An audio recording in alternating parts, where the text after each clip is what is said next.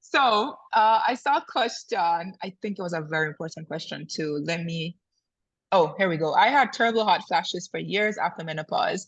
They eventually stopped it stopped. No, they're back at age 61. Is this normal? They stopped at age 55. They're back at 61. Is this normal?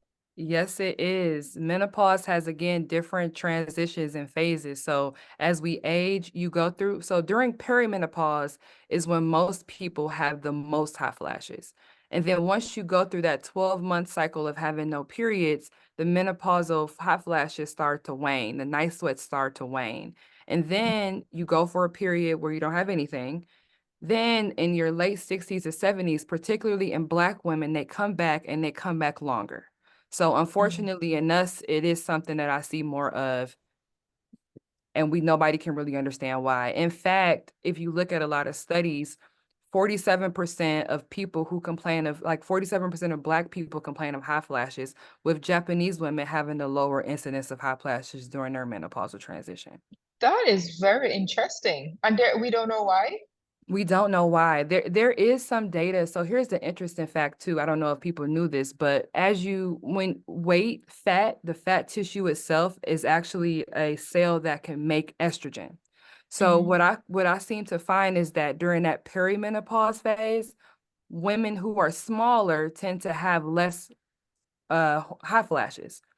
But then as they go through menopause, they start to have more. Whereas the Mm. exact opposite, once a woman is bigger, going through that menopausal phase, they tend to have more hot flashes.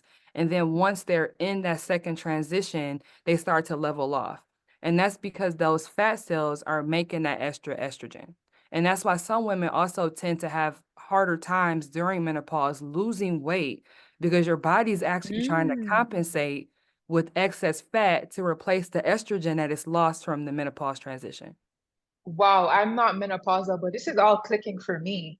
I've heard so many menopausal women complain about all these different things, and now everything is clicking.